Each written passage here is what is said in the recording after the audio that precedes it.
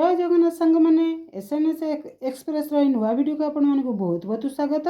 मुझे आपण मान सहित सांब दशमी पूजा कहीं कराए एवं मु सांब दशमी पूजा केमती कली तार उपर भिडटी सेयार करी। भिडटी शेष पर्यटन देखो। चैनल टी सब्सक्राइब करना सब्सक्राइब करनी।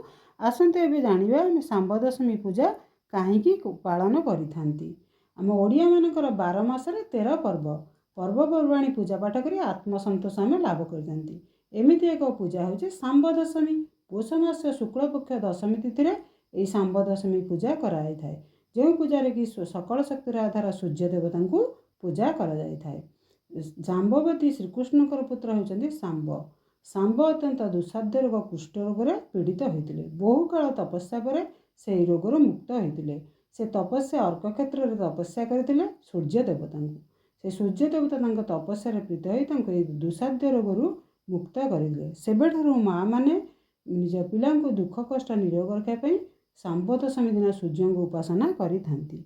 बहु स्थान में सांब दशमी दिन तीन धूपर पूजा कराई माने बाल धूप मध्याह्न और संध्या। किंतु मो बाप घर देखी आमर केवल मध्याह्न सूर्य देवता को गोटे थर भोग लगी होता है। से दिन मु कौन कल ना प्रथमे सकाळु पूरा आग घर द्वार लिपा पोछा कर धुआ पोछा कर सारिया पर स्नान शौच पर ठाकुर पूजा करी। ठाकुर पूजा पर मु घरे किछि पिठापଣା करी।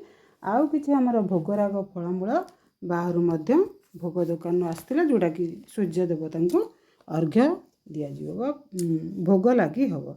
सूर्य देवता पूजा ये पूजा आमर प्रति वर्ष यहीटार ही आम पूजा करूँ। तेणु ये मु प्रथमे गोबर लिपा पोछा कर प्रथमे स्थानटी को पवित्र मार्जना कर सारिया परे समस्त जिनिस को जहाँ आमर सूर्य देवता को भोग लगी हम समस्त जिन रखी। प्रथमे कलश स्थापना करी।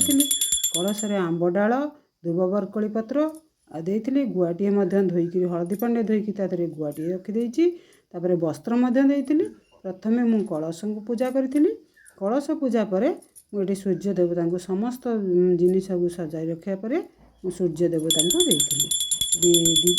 भोग दे सारे पर मु दीप आ धूप लगे पूजा करी। एमती मोर पूजा थिला।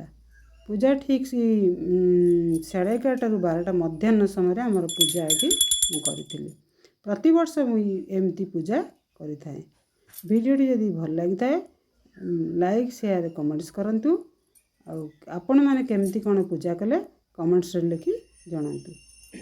एबे मोर पूजा सरी आसलानी। पूजा सरी आसा दीप भोग दे सारा दीप दे देछि। देखो एमती आमर सांब दशमी आम ये एमती पूजा करूँ। प्रति वर्ष ही एमती पूजा करा जाए।